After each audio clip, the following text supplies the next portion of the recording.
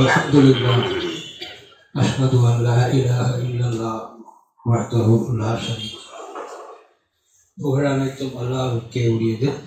அல்லாஹ்வை தவிர வேறு தெய்வம் ஏதும் இல்லை என்று நான் சாட்சி அளிக்கின்றேன். அவர் தனித்தவராகவும் இணைகள் அற்றவராகவும் இருக்கின்றார். இன்ஷா அல்லாஹ் இன்றைக்கு ஜும்மா குத்பாவில் கண்டிஷன் டுவர்ட்ஸ் காட் அல்லது டிமாண்ட் அப்படிங்கிற ஒரு தலைப்பில் குர்ஆன் என்ன கூறுகின்றது என்பதை நாம் கவனிப்போம், கற்றுக்கொள்வோம், அல்லாஹ்வை நினைவு கூறுவோம். இன்ஷா அல்லாஹ் கண்டிஷன் அப்படிங்கிறத தமிழ் படுத்தினால் நிபந்தனை அப்படின்னு நம்ம பண்ணுறோம். கண்டிஷனுங்கிறதுக்கு வேறு வேறு பொருள்கள் கூட இருக்குது. அந்த சூழல், இந்த ஏர் கண்டிஷன்னா அது வந்து ஒரு கட்டுப்படுத்துறதுங்கிற அர்த்தத்தில் வருது. அந்த சூழல், அந்த நிலை அப்படிங்கிறது போக ஒரு நிபந்தனை, ஒரு நிபந்தனை, இதை தந்தால் அதை தருவேன் அப்படிங்கிறது. நீ இதை செய்தால் நான் அதை செய்வேன். அது ஃபஸ்ட்டு ப்ரிஃபரன்ஸை தனக்கு எடுத்துக்கொள்வது, தன்னை முன்னிறுத்துவது, அது கண்டிஷன். அதை நிபந்தனை அப்படிங்கிறது தமிழ் படுத்துகிறோம். அது மாதிரியான ஒரு இறைவனுக்கு நிபந்தனை விதிப்பது என்பது ஒரு இறை நிந்தனை அப்படிங்கிறத நம்ம புரிந்து கொள்ள வேண்டும். அந்த கண்டிஷன் அப்படிங்கிறதுக்கு ஆங்கிலத்தில் டிக்ஷனரி மீனிங் பார்க்கலாம். ட்ரூ அதாவது கண்டிஷன் அல்லது டிமாண்ட் என்பதும் ரிக்வெஸ்ட் அல்லது பிரேயர் என்பதையும் நம்ம ஒரு தட்டில் வச்சு பார்க்கணும், ரெண்டு பக்கமும். ஏனென்றால் நம்ம பிரேயர் செய்கிறோம், அல்லாட்ட வேண்டுறோம், கேட்கிறோம், இறைஞ்சிரும், அது கூட ஒரு கண்டிஷன் போலத்தானே இருக்கு அப்படின்னு கூட தோணலாம். ஆனால் ரெண்டுக்கும் வேறுபாடு இருக்குது.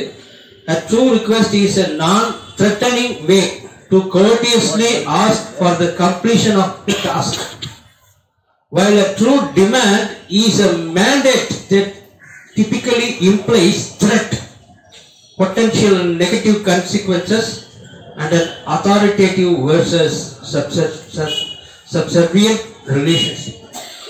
தமிழ் படுத்தினா, உண்மையான வேண்டுதல் என்பது பணியை முடிப்பதற்கு பணிவுடன் கேட்பதற்கான மிரட்டும் தொழில் அல்லாத ஒரு வழியாகும். அதே சமயம் டிமாண்ட், கட்டாய கோரிக்கை என்பது பொதுவாக மிரட்டல் துணியில் எதிர்மறை விளைவுகளை கூறி அந்த அடிமனிதரற்ற உறவு முறையை காட்டி அதிகாரமிக்க ஆணையை செய்வது தான். இது ஒரு டிக்ஷனரி மீனிங் நாம பார்க்கிறோம்.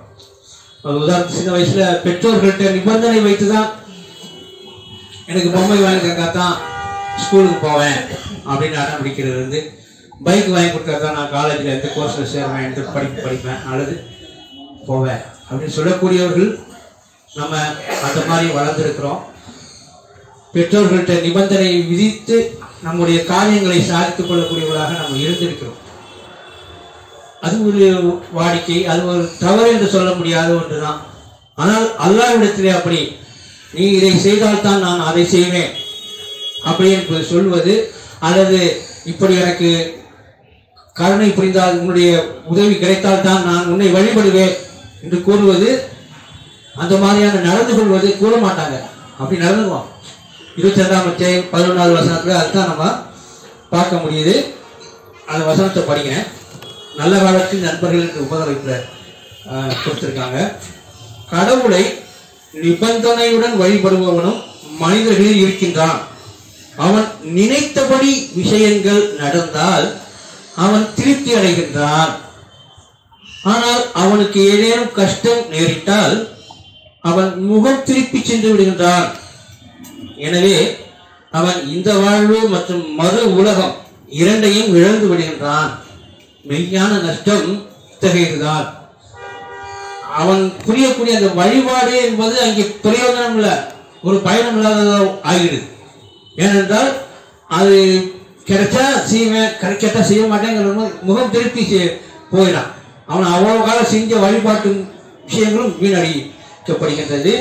இன்ஷா அல்லாஹ் நம்ம அந்த மாதிரியான நிபந்தனைகளை பற்றி வசனங்கள் எப்படி அதை அவங்க செய்யறாங்கிறத நம்ம பார்க்கலாம். வசனங்கள்ல டிமாண்டிங்கிறது என்னன்னா ஆக்சுவலி மேனிப்புலேட் பண்றது. யார்கிட்ட நம்ம கோரிக்கை வைக்கிறோமோ அதை அவங்க தன் விருப்பப்படி அதை கையாளுவதற்காக அவர்களை தன்னுடைய இஷ்டப்படி நடக்கும்படி வலியுறுத்துவது. ஏன் இஷ்டப்படி நீ செஞ்சாதான் நான் உன் இஷ்டப்படி செய்வேன் அப்படிங்கிறது. இது அல்லாவுக்கு அது பொருந்துமா? அல்லாவுக்கு அந்த மாதிரியான ஒரு விஷயத்தை செய்ய முடியுமா? செய்யவே முடியாது. ஏனென்றால் அவர் மகா வல்லமை படைத்தவராகவும் எதையும் தேவையற்றவராகவும் இருக்கிறார். நீ வந்தாவா வரட்டும் அப்படிங்கிறது அல்லாவுடையது. அல்லாஹ் நம்ம கிட்ட அப்படிதான் சொல்றாரு. நாடியவர்கள் நம்பிக்கை கொள்ளுங்க, நாடியவர்கள் நிராகரித்துக்கிட்டு போங்க, அது உங்களுடைய நஷ்டம், உங்களுக்கு தான் அது அப்படிங்கிறத நமக்கு தெளிவா சொல்லிடுறாரு. அதான் அந்த மாதிரி அல்லாஹ் நம்முடைய விருப்பப்படி நடந்தா நடக்கணும்னு நீங்க விரும்புனீங்கன்னா அதை செயல்படுத்துறதுக்கு அவரை ரொம்ப அந்த மாதிரியான அழுத்தங்களை கொடுத்தால் என்ன நடக்குங்கிறது 23ஆம் அத்தியாயம் 71வது வசனத்துல அல்லாஹ் சொல்றாரு, உண்மையில் சத்தியம் அவர்களுடைய விருப்பங்களுக்கு ஒத்ததாக இருந்திருந்தால் வானங்கள் மற்றும் பூமியில் முற்றிலும் ஒழுங்கின்மையே இருந்திருக்கும். கேயாஸ், சர்வநாசம் சொல்லலாம். அதான் எல்லாமே சீர்குலைஞ்சி அப்படியே வீணா போயிடும், ஒண்ணுமே பிரயோஜனம் இல்லை. ஏனென்றால் சத்தியம் என்பது கடவுளுடைய விருப்பத்தின்படி நடந்து கொண்டிருக்கு. ஒவ்வொன்றுமே அதை தன் விருப்பப்படி நடக்கணும் அப்படின்னு விரும்புறது, அதுக்கு அழுத்தம் கொடுப்பது, அது பூமியில ஒழுங்கின்மை தான் நடந்திருக்கும் அப்படின்னு சொல்றாரு. அவற்றில் உள்ள ஒவ்வொன்றும் சீர்குலைந்து போயிருக்கும். அவர்களுக்குரிய சான்றை நாம் அவர்களுக்கு கொடுத்தோம், ஆனால் அவர்கள் தங்களுக்குரிய சான்றை அலட்சியம் செய்கின்றனர். அவ்வளவுலாம் சொல்லியும் அதை பற்றியான சான்றுகளையும் காட்டியும் அவங்க அலட்சியம் செய்யறாங்க அப்படின்னு சொல்றாரு. இதான் நிலைமை. சத்தியம் அல்லாஹ்வுடைய விருப்பத்துக்கு ஒத்ததாக அவருடைய நாட்டப்படிதான் இருக்குது. அதுக்கு மீறி ஏதாவது நம்ம இஷ்டத்துக்கு நடக்கணும்னு விரும்பினால் எந்த ஒரு காரியத்திலையுமே எல்லாமே சீர்குலைஞ்சு வீணா போயிடும், பயன் இல்லாம போயிடும். அப்ப நம்ம எந்த அளவுக்கு நம்ம அல்லாஹ்வுடைய விருப்பத்துக்கு ஒப்ப நடக்கிறதுக்கு முயற்சி செய்யணும், அதுக்கான பாடுபடுறதை தான் நம்ம படணும். அதற்கான விஷயங்கள் தான் நம்ம அனைத்தும் இந்த குர்ஆன் வழிகாட்டுது. 49ஆம் அத்தியாயம் 7ஆம் வசனத்துல அந்த மாதிரி இன்னொரு விஷயத்தை தூதர்கிட்ட அவங்க வலியுறுத்துறாங்க. மேலும் கடவுளின் தூதர் உங்கள் மத்தியில் வந்திருக்கிறார் என்பதை அறிந்து கொள்ளுங்கள். பல விஷயங்கள் அவர் உங்களுடைய பேச்சை கேட்டிருந்தால் காரியங்களை நீங்கள் உங்களுக்கே கடினமானதாக ஆக்கி கொண்டிருப்பீர்கள். எல்லாத்தையும் குறைச்சி வீணாக்கி போயிருப்பீங்க. அவர் சொல்ற மாதிரி செஞ்சாதான் உங்களுக்கு விஷயம் சீராகும், சரியாகும் என்பதை இந்த வசனம் சொல்லுது. அதான் அவருடைய நிகழ்காலத்துல அவருடைய வாழ்நாள்ல அவருக்கு கீழ்ப்படிந்து நடக்க வேண்டும், அவருடைய வார்த்தைகளை தட்டாமல் செய்ய வேண்டும், செயல்படுத்தி காட்ட வேண்டும் என்பது அப்படி ஒரு விஷயமாக அல்லாஹ் சொல்றாரு. ஆனால் கடவுள், அந்த வசனத்தின் தொடர்ச்சியா படிக்கிறேன், ஆனால் கடவுள் உங்களை விசுவாசத்தை நேசிக்கும்படி செய்தார், மேலும் உங்களுடைய இதயங்களில் அதனை அழகானதாக ஆக்கினார், மேலும் அவர் உங்களை நம்ப மறுத்தல், தீய நடத்தை மற்றும் கீழ்ப்படியாமையை வெறுக்கும்படி செய்தார். இவர்கள்தான் வழி நடத்தப்பட்டவர்களாக இருக்கின்றனர் என்று அவர்களுடைய அந்த அந்த முகமது தூதர் காலத்தில் இருந்த மனிதர்கள் அவர்கள் உன்னதமானவர்களாக இருந்திருக்கிறாங்க. அவங்களோட அவருடைய சொல்லை தட்டாதவர்களாக, அவர் சொன்ன கட்டளைகளை சிறைமேற்பவர்களாக இருந்திருக்கிறார்கள். அதான் சகாபாக்கள் பேர்லாம் நம்ம கேள்விப்பட்டிருக்கோம்ல, அதெல்லாம் வேற விஷயம். ரஷாதுடைய காலத்திலையும் அந்த மாதிரியான ஒரு கடைசியாக சென்ற தூதர் ரஷாதுடைய காலத்திலையும் அவருடைய அந்த சகாபாக்கள் கண்டெம்பரரிஸ் ரொம்ப ஒரு சரியானவர்களாக அவங்க அவருடைய பேச்சை கேட்கக்கூடியவர்களாக இருந்திருக்காங்க. அதான் இன்ஷா அல்லாஹ் தொடர்ந்து அதான் தூதர்களுக்கு உரிய கண்ணியத்தையும் மரியாதையும் அவர்கள் தர வேண்டும் என்பதை அல்லாஹ் வலியுறுத்தி நிறைய வசனங்களை சொல்றாரு. அவங்க எப்படி அதை தவறா, அதாவது நிபந்தனை விதித்து தான் அவங்க செயல்படுத்துவத மாதிரி வசனங்களை நம்ம பார்க்க முடியுது. 2ஆம் அத்தியாயம் 91வது வசனம், கடவுளின் இந்த வெளிப்பாடுகள் மீது நீங்கள் நம்பிக்கை கொள்ள வேண்டும் என்று அவர்களிடம் கூறப்பட்டால் அவர்கள் கூறுகின்றனர், எங்களுக்கு இறக்கி அனுப்பப்பட்டவற்றின் மீது மட்டுமே நாங்கள் நம்பிக்கை கொள்கின்றோம். அதான் அவங்க கண்டிஷன். நாங்கள் கடவுளை பின்பற்றுவோம், கடவுளுடைய வெளிப்பாடுகளை பின்பற்றுவோம், ஆனா எங்களுக்கு எது வந்துச்சோ அதைத்தான் பின்பற்றுவோம். வேறவங்களுக்கு வந்ததெல்லாம் நாங்க பின்பற்ற மாட்டோம். அப்ப அந்த நிபந்தனை, இதெல்லாம் நிபந்தனையை கடவுளுக்கு விதிக்க முடியுமா? அதெல்லாம் சொன்னா நீ இதை பின்பற்றினா அதை பின்பற்று, அதை பின்பற்றினா அதை பின்பற்றிட்டு போகணும். அதெல்லாம் சொல்றாங்கிறத அவங்க உறுதிப்படுத்திக்கணும். அதுக்கான ஒரு விஷயங்களை தான் அவங்க கடவுளுடைய அது வெளிப்பாடுகளுக்கான சான்றுகள் தரப்படுகின்றது என்பதை அவர்கள் அதை பார்க்க வேண்டும். அடுத்து 3ஆம் அத்தியாயம் 183 அந்த மாதிரியான ஒரு கோரிக்கை வைக்கப்படுது. நெருப்பால் உட்கொள்ளப்படுகின்ற ஒரு பலியை அவர் கொண்டு வந்தாலே என்று எந்த தூதர் மீதும் நாங்கள் நம்பிக்கை கொள்ளாதிருக்க வேண்டும் என்று கடவுளிடம் ஒரு உடன்படிக்கை செய்துள்ளார். அது இருந்திருக்கலாம் ஒரு காலகட்டத்தில். இந்த மாதிரியான ஒரு சம்பவங்கள் அல்லாஹ்வுக்கு சில விஷயங்களை அதுக்கு ஒரு வழிவகை, எப்படி நமக்கு தொழுகை முறைகள் அந்த மாதிரியான அனுஷ்டானங்கள் செய்யப்படுகின்றதோ அது மாதிரியான சான்றுகளுக்கு ஒரு ஒரு வழிவகையாக அது இருந்திருக்கலாம். ஆனால் அது ஒரு கடந்து போன ஒன்றாக இருக்க வேண்டும், செல்லாததாக இருக்கணும். ஆனால் அதை வச்சுக்கிட்டு அப்படி வந்தாதான் நாங்கள் ஒரு பலியை அவர் கொண்டு வந்தார். ஒரு நெருப்பை போட்டால் பலி அது போயிடணும், காணா போயிடணும், அந்த பலி உட்கொள்ளப்படணும், மிச்சம் மீறி வைக்கக்கூடாது அப்படிங்கிற மாதிரி ஒரு நிபந்தனை வச்சு செய்கிறார் என்று கூறியவர்கள் அவர்கள் தான் கூறுகிறாக. இப்போது நீங்கள் கேட்டது உட்பட தெளிவான சான்றுகளுடன் எனக்கு முன்னர் தூதர்கள் உங்களிடம் வந்திருக்கின்றனர். முன்னால் வந்துட்டாங்கல்ல. இது மாதிரி நீங்கள் உண்மையாளர்களாக இருந்தால் பின்னர் ஏன் நீங்கள் அவர்களை கொலை செய்தீர்கள்? அப்ப அந்த வழிவகுந்தவர்கள் தான் அதை சொல்றாங்க. அப்ப அவங்களுக்கு அதை செஞ்சு காட்டப்பட்டுச்சுல, நிபந்தனை விதிச்சு செய்யவும் செஞ்சாச்சு. அப்பயும் அந்த என்ன செஞ்சிருக்காங்கன்னா அந்த சத்தியத்தை ஏற்காமல் அவர்கள் அந்த நபிமார்களை தூதர்களை கொலை செய்திருக்காங்க. அப்ப அவங்களுடைய அந்த தன்மை விளங்குகின்றது, தவறானவர்கள் என்பதை நாம் புரிந்து கொள்றோம். அதே மாதிரி 7ஆம் அத்தியாயம் 189வது வசனத்துல அந்த ஒவ்வொரு பெற்றோர்களாக நம்ம இருக்கிறோம், பிள்ளைகள் பெறுகின்றோம். அந்த பிள்ளைகளுக்கு ஒரு நிபந்தனை வச்சு அவங்க கடவுளை வழிபடுகிறார்கள் என்பதை இந்த 7ஆம் அத்தியாயம் 189வது வசனம் சொல்லுது. நம்முடைய பிள்ளைகள் நம் போலி தெய்வங்களாக இருக்கக்கூடும். ஒரு நபரில் இருந்து அவர் உங்களை படைத்தார். வசனம் அது முதல்ல படிக்கிறது அந்த உபதளிப்பு. ஒரு நபரில் இருந்து ஆதம் அவர் உங்களை அவர் படைத்தார். அதனை தொடர்ந்து ஒவ்வொரு மனிதனுக்கும் ஒரு ஜோடியை அவளுடன் அமைதி காண்பதற்காக அவர் தருகின்றார். அவள் பின்னர் அவளால் உணரக்கூட இயலாத ஒரு இலேசான சுமையை சுமக்கின்றார். அச்சுமையானது கனமாகி கொண்டே போகும் பொழுது அவர்கள் தங்களுடைய இரட்சகராகிய கடவுளிடம் இறைஞ்சுகின்றனர். ஒரு நல்ல குழந்தையை எங்களுக்கு நீர் தந்தால் நாங்கள் நன்றியுடையவர்களாக இருப்போம். இது கண்டிஷன் வைக்கிறாங்கிறது உங்களுக்கு தெரியுமான்னு தெரியல.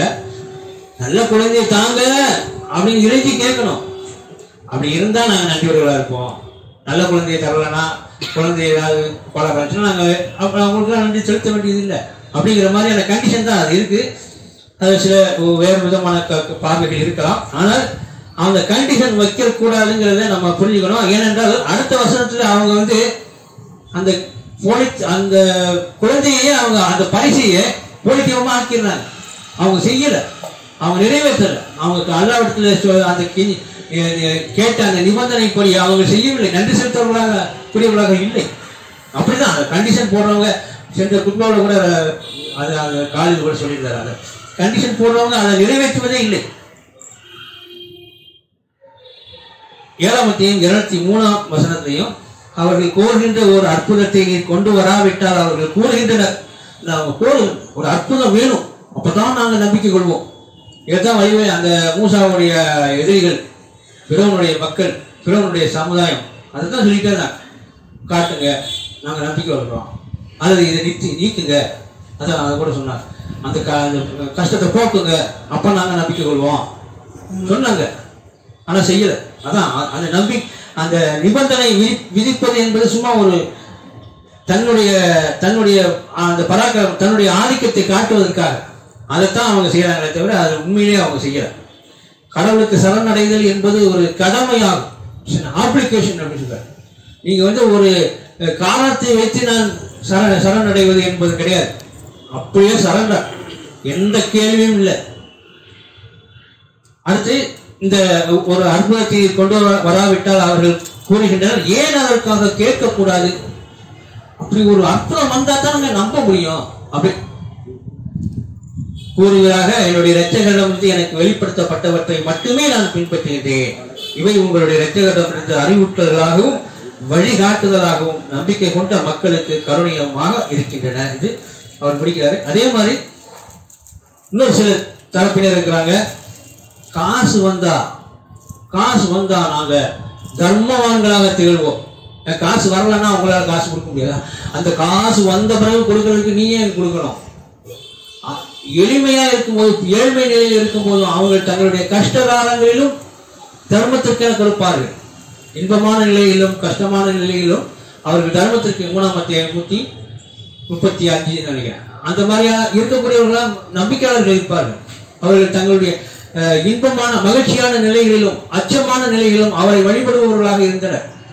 அப்படி ஒரு தன்மை தான் எதிர்பார்க்கப்படுகின்றதை தவிர, காசு வந்தா தர்மம் செய்வேன் சொன்னவங்க நிறைய பேர் தர்மம் செய்யவே மாட்டாங்க. நிறைய பேர் செய்யவே மாட்டாங்க. அவர்களில் சிலர் வாக்குறுதியும் அளித்தனர். கடவுள் அவரது அருள் கொண்டு எங்கள் மீது பொழிந்தால் நாங்கள் தர்மவான்களாக திகழ்வோம், அத்துடன் நன்னறியானது ஒரு வாழ்வும் நடத்துவோம். கண்டிஷன் வச்சு அந்த நாங்கள் செய்வோம் அப்படிங்கிற நிபந்தனையை விதிக்கிறாங்க கடவுளுக்கு. எங்களுக்கு நல்லா பொழிஞ்சா நாங்கள் தர்மவான்களாக இருப்போம். அது எப்படிப்பட்டது? அடுத்து அந்த 76ஆம் வசனத்துல, அவர்கள் ஆனால் அவரது வாழ்வாதாரங்களை அவர்கள் மீது அவர் பொழிந்த போது அவர்கள் கஞ்சத்தனம் கொண்டவர்களாக ஆகினர், மேலும் வெறுப்பில் திரும்பி சென்று விட்டனர். அப்போ அந்த சொன்னபடி நடக்கலங்கிறது ஏன்னா அவங்க செஞ்ச அந்த பிரார்த்தனையே தப்பு. அது மாதிரி நாங்க தர்மம் கொடுக்கறதுக்கு எங்களுக்கு நிறைய பணம் தான் கொடுக்க முடியும், எங்கள்கிட்ட காசு இல்லை அப்படின்னு சொல்றவங்களுக்கு அவங்க அதை நிறைவேற்ற மாட்டாங்கிறது தான் அந்த அந்த கோரிக்கையிலேயே தெரியும். பிரார்த்தனையே தப்பானது என்பதை நம்ம புரிஞ்சுக்கணும். சில அடுத்த குட்பாவில் மேலும் சில விஷயங்களை கற்றுக்கொள்வோம். தூபுயிலெல்லாம் அல்லாஹ்வின்பால் திரும்புவோம். அல்ஹம்துலில்லாஹ் அஷ்ஹது அன் லா இலாஹ இல்லல்லாஹ் வஹ்தஹு லா ஷரீக லஹு. இன்ஷாஅல்லாஹ் நம்முடைய பிரார்த்தனைங்கிறது கூட ஒரு டிமாண்ட் தான். ஆனால் அந்த டிமாண்டை அதில் கெஞ்சி கேட்பது, இறைஞ்சி கேட்பது, மன்றாடி கேட்பது, அப்படி அந்த விஷயம் அதனால அதுதான் சரி. டிமாண்டுங்கிறது இப்படிதான் இருக்கணும். டிமாண்டுங்கிறது அது கட்டாயமான ஒரு கோரிக்கையாக, இப்படி செய்தால் நான் நிகழ்ந்தால் அதை செய்வேன் அப்படிங்கிறத சொல்றது, அந்த மாதிரியான நடந்து கொள்வது. அப்படி சொல்றதுன்னா சொல்ல மாட்டோம் நம்ம நிறைய பேர். ஆனா என்ன செய்வோம், மனசளவுல அது விருப்பம், நமக்கு பிடிக்காது.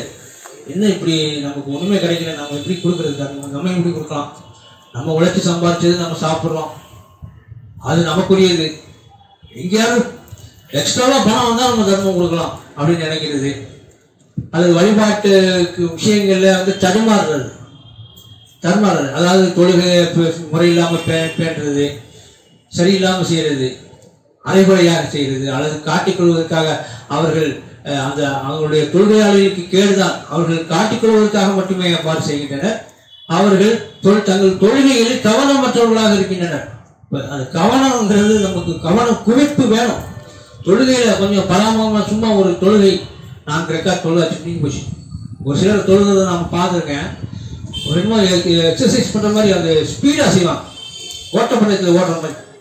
அப்ப எதுக்கு அதை செய்யணும்? அது செஞ்சு என்ன பிரயோஜனம்?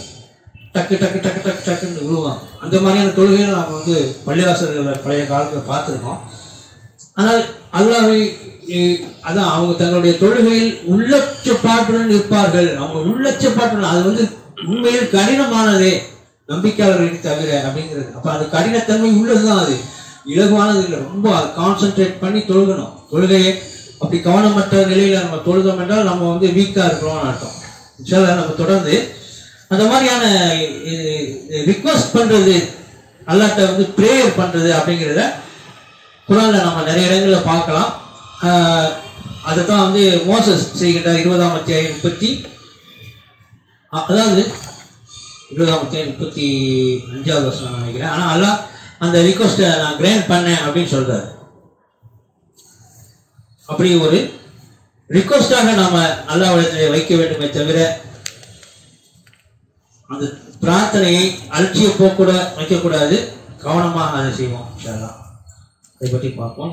20ஆம் அத்தியாயம் 36ஆம் வசனத்துல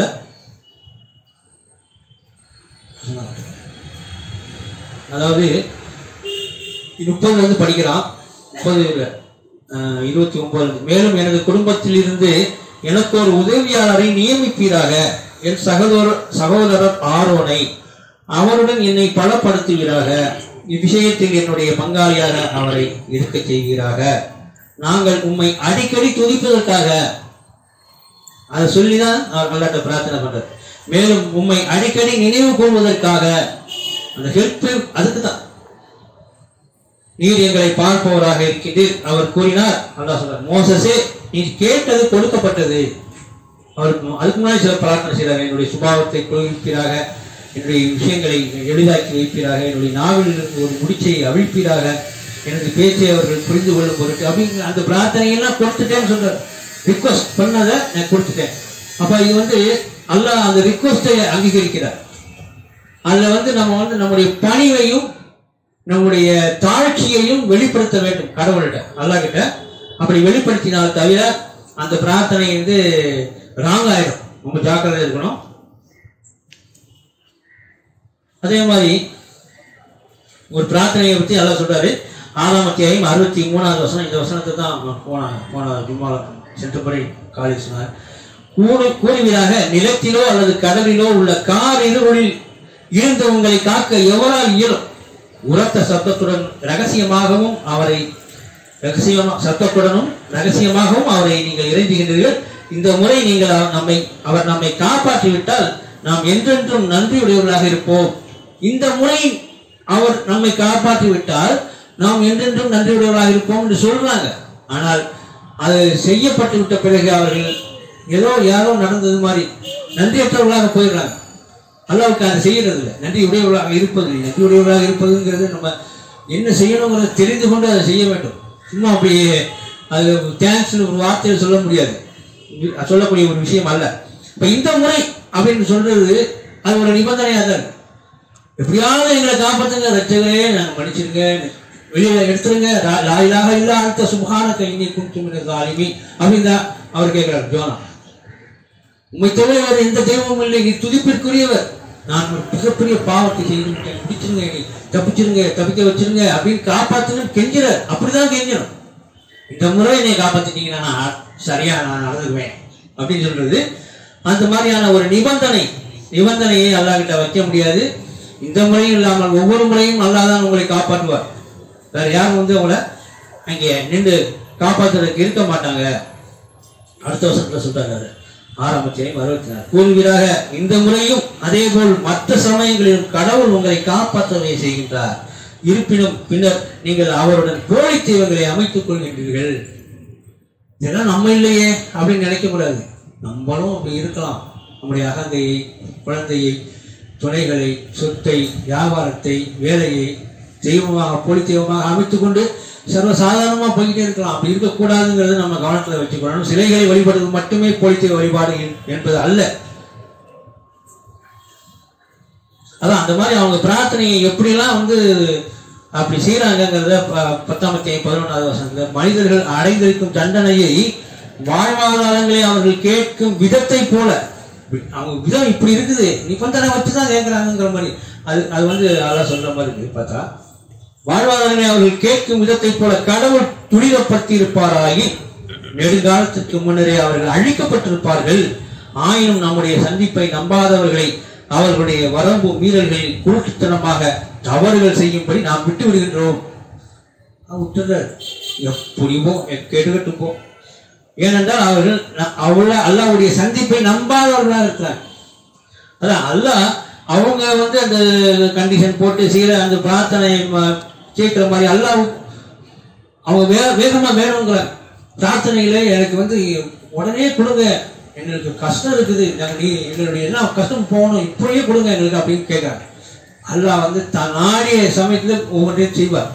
அவருடைய நாட்டப்படிதான் நடக்கணும், அவங்க தன்னிஷ்டப்படி அதை செய்ய வலியுறுத்தக்கூடியவர்களாக இருக்கக்கூடாது. அப்படி அல்ல அதுக்கு பதிலுக்கு அதே மாதிரி, ஏனென்றால் அந்த அளவுக்கு பாவம் செய்தவங்களா நம்ம இருக்கிறோம். அல்ல துரிதப்படுத்தினா நீங்க வேகமா கேட்குறீங்களா, நானும் உங்களுக்கு வேகமா அதே மாதிரி நீங்க செஞ்சதுக்கு அது பதிலாக செஞ்சேன்னா என்ன ஆகுங்க, எல்லாம் அழிக்கப்பட்டிருப்பீங்க அப்படின்னு சொல்றாரு. அல்லாஹ் அதை செய்யலை. அல்லாஹ் நம்மளுக்கு அவகாசம் கொடுக்கிறார். 18ஆம் அத்தியாயம் 55ஆம் வசனத்துல மனிதர்கள் முந்தைய தலைமுறையினருக்கான அதே விதமான அற்புதங்களை காண வேண்டும் என்று கோரியது அல்லது தண்டனையை முன்கூட்டியே காண வேண்டும் என்று அவர்கள் சவால் விட்டதை தவிர வேறு எதுவும் நேர் வழி அவர்களிடம் வந்தபோது நம்பிக்கை கொள்வதில் இருந்தும் அவர்களுடைய இரட்சகரிடம் பாவ மன்னிப்பு தேடுவதில் இருந்தும் அவர்களை தடுக்கவில்லை. அவங்களுக்கு தடையா நிற்கிறதே இதுதான். அந்த நம்பிக்கை கொள்வதற்கும் பாவ மன்னிப்பு கேட்பதற்கும் தடையாக இருப்பது எது? எனக்கு முன்னால உள்ளதை காட்டணும்.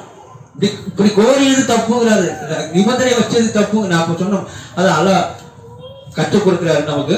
அந்த கோரியது தப்பு, அப்படி செஞ்சது மூலமா அவங்களுக்கு அதுவே தடையா ஆயிடுச்சு. அவங்களால நம்பிக்கை கொள்ள முடியல, பாவ மன்னிப்பு கேட்கவும் அவங்களால முடியல. அந்த அளவுக்கு அதான் சவால் விடுறது. இது மாதிரி காட்டினா தான் நான் நம்பிக்கை கொள்வேன், இல்லைன்னா தண்டனையை காட்டுங்க. அப்படி இருக்குது அற்புதம் இல்லைன்னா தண்டனையை காட்டுங்க அப்படின்னு சொல்லி கேட்கிறவங்க. இதுதான் சூழலாக இருக்கிறது. அதே மாதிரி 3ஆம் அத்தியாயம் 144 அந்த நிபந்தனை வைக்கப்படுகிறது நம்ம பார்க்கலாம். முகம்மது அவருக்கு முன்னர் இருந்த தூதர்களை போன்ற ஒரு தூதர் என்பதை விட அதிகமாக எதுவுமாக இருந்ததில்லை. முகம்மதுக்கு அதுக்கு மேல ஒரு வேல்யூ இல்லை. உச்சத்துல கொண்டு போய் வச்சுட்டாங்க. கடவுள் பக்கத்துல, கடவுளுக்கு நெக்ஸ்ட் பக்கத்துல. எப்படி சொல்லுவாங்கல்ல,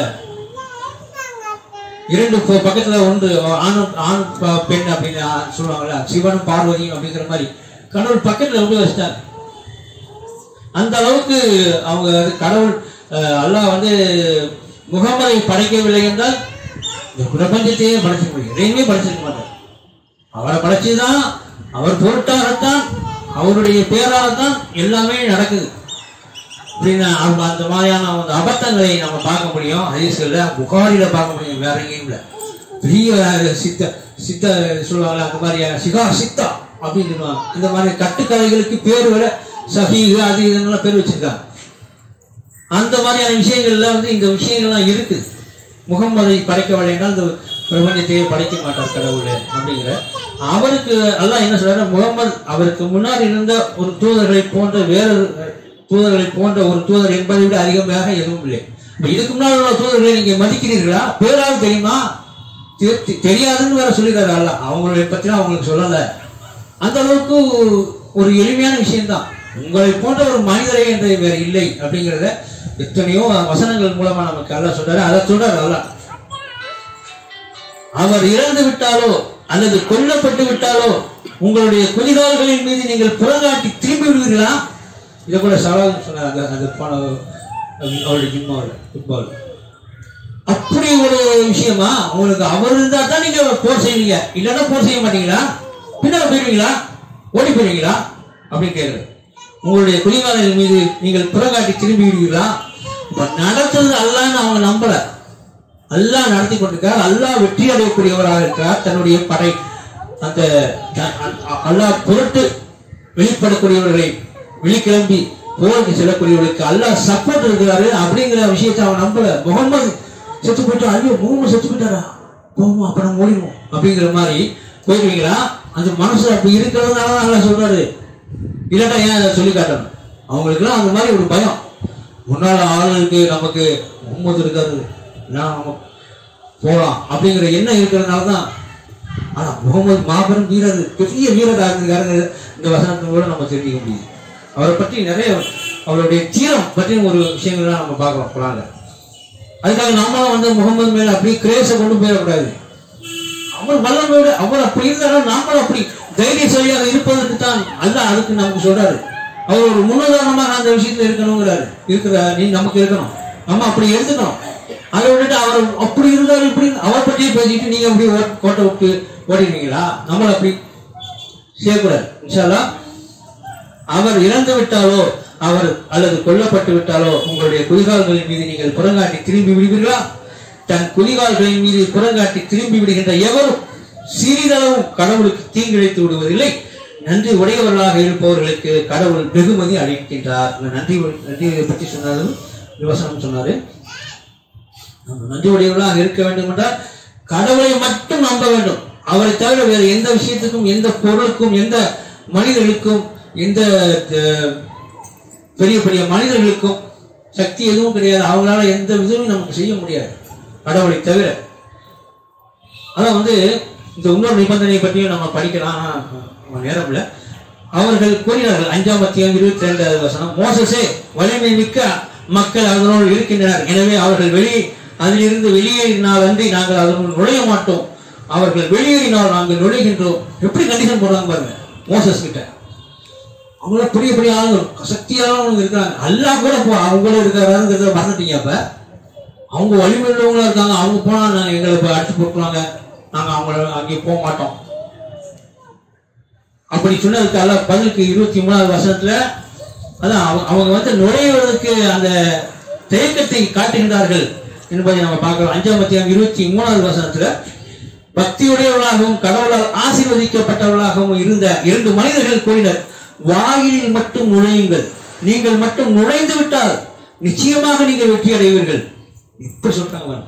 நீங்கள் நம்பிக்கையாளர்களாக இருந்தால் நீங்கள் கடவுள் மீது பொறுப்பு ஏற்படுத்தியாக வேண்டும். கடவுள் மீது பொறுப்பு ஏற்படுத்துங்க. ஏன் நீங்க அவங்கள பார்த்து பயப்படுறீங்க அப்படின்னு கேட்கிறார். அந்த மாதிரியான தைரியம் உடையவர்களாக நாம் ஆக வேண்டும். அல்லாஹ்வின் பாதையில் செல்வதற்கு அல்லாஹ்வை நம்ம சப்போர்ட்டா வச்சுக்கணும். அதுக்கு காரணம் சொல்லி இப்படி செஞ்சா நான் அப்படி இருப்பேன், அது செஞ்சாதான் நல்லா போகும், இல்லைன்னா வேஸ்டா போகும் அப்படின்னு நம்மளாக நிபந்தனை வைத்துக் கொண்டு எந்த காரியத்தையும் செய்யக்கூடாது. எனவே நாம் அல்லாஹ்விடம் அவருடைய மகத்துவங்களை, பெருமைகளை பெருமைப்படுத்தி கூறி துதித்து ஆராதித்து புகழ்பாடி அவர்கிட்ட நம்ம பிரார்த்தனை செய்யணும். அவருடைய மன்னிப்பை வேண்டி பிரார்த்தனை செய்யணும். அவரிடம் நன்றி செலுத்தியவாறு பிரார்த்தனை செய்யணும். பிரார்த்தனையை நமக்கு தேவையானதை மட்டும் சொல்லி பிரார்த்தனை செய்யணும். இந்த மாதிரி நன்றி செலுத்தி சுப்ஹானல்லாஹ், அல்ஹம்துலில்லாஹ், அல்லாஹு அக்பர், லா இலாஹ இல்லல்லாஹ் இது சொல்லி அஸ்தக்ஃபிருல்லாஹ் சொல்லி அந்த மாதிரியான நன்றி செலுத்தக்கூடிய விஷயங்களை செய்து அவரிடம் இறைஞ்சி பிரார்த்தனை செய்ய வேண்டும்.